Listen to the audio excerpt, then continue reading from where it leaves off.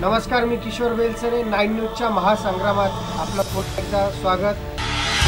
आता सेना बीजेपीची युती सुद्धा झालेली आहे. एकंदरीत काय वाटतं त्यांच्या या विकास कामात? तर आमच्या मध्ये तरी कुठल्याही प्रकारचे विकास कामं इथं झाले नाही. कुठल्या प्रकारचा विकास त्यांनी नाशिक दत्तक घेतलं, कुठल्या पद्धतीने नाशिक दत्तक घेतलं? विकास करताना मागच्या खासदाराचं केलेलं काम किंवा त्यांनी काय एखाद्या कामाला जर सुरुवात केलेली असेल, लागती वादग्रस्त असेल, परंतु जर ती नाशिक हितासाठी योग्य असेल तर ती विनम्रपणे तिला पुढे नेणं त्या लोकप्रतिनिधीचं कर्तव्य असतं. आता तुमचं मी देतो की तुम्ही आता सांगितलं की समीर भाऊ भुजबळांनी उड्डाणपूल आणला. तो उड्डाणपूल कुठं उतरवला होता त्यांना विचारा. 1450 लोकांचे प्राण गेले त्या पूल उतरवल्यामुळं, आणि तो कशामुळे उतरवला हे सर्व नाशिकला माहिती. नाही त्यांच्यावर दबाव टाकला गेला. ते काही पर्सनल नोकर नव्हते, सरकारी माणूस येतो. त्यांना त्यांच्या कॅल्क्युलेशननी त्यांना जिथं उतरवशी वाटलं त्यांनी तिथं उतरवला. तो आमच्या हेमंत भाऊ गोडसेंनी त्याचा पाठपुरावा करून 250 कोटी रुपये त्या पुलाला आणले, आणि त्या पुलाचं काम आता प्रगती पथावरती आहे. फक्त विभागजींचं ऐकून घेऊ द्या. 50-60 वर्ष त्यांच्या हातात काँग्रेसची सत्ता. काही केलं नाही 60 वर्षामध्ये. वाटोळं करून ठेवलं. या नाशिकलेले आपण नाशिकच्या नागरिकांची दिशाभूल आपण करू नका.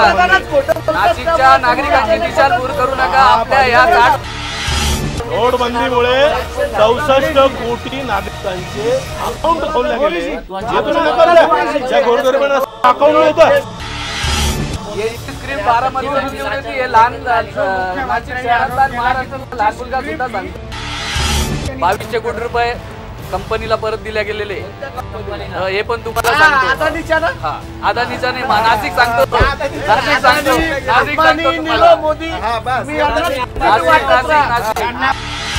आज 60 सांगितलं पहिले मंदिर एवढी आम्ही शहांच्या पतसंस्थेत 714 कोटी रुपये आले. नरेशजी, नोटबंदीच्या काळात कागदपत्र काय होतं हे चौकीदार म्हणतात.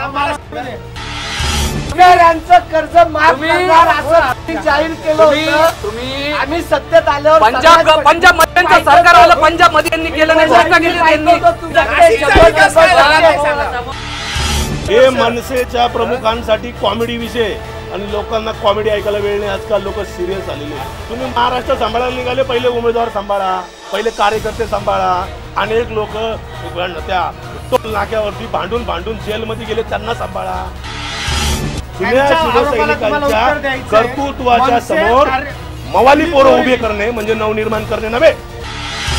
काय खोटं हे एकल्याचा प्रोजेक्ट अजूनही चालू आहे. जाऊन बघा तुम्ही. हे खोटे याच्यावरती पत्रकार वृत्तपत्र बातम्या आल्या. सैनिकांवर अविश्वास दाखवून ते पाकिस्तानच्या मीडियाचे हिरो झालेले. म्हणजे आपल्या जवानांवरती त्यांचा विश्वास नाही. मोबाईल नेटवर्कचे 350 लोकांचं तिथं मोबाईल टावर आहे. आपण 5 वर्ष ते एअरपोर्ट धूळ खात पडलं होतं. त्यावेळेस का आणि यांनी ते तिथं विमानं उडवले? आता इलेक्शनच्या तोंडावर कसं काय विमानं उडवले? खासदारांनी दुष्काळ तालुक्यासाठी काय उपाययोजना, तिथे 14 वित्त आयोगाअंतर्गत आपल्याला तिथे योजना आणता आल्या असतील. तिथल्या विहिरींचे प्रश्न गंभीर, विहिरी कागदावर आहे. काय विकास कामे केली, आणि आता हेमंत गोडसे खासदार असताना काय विकास कामे केली हे नाशिकच्या जनतेने बघितलंय.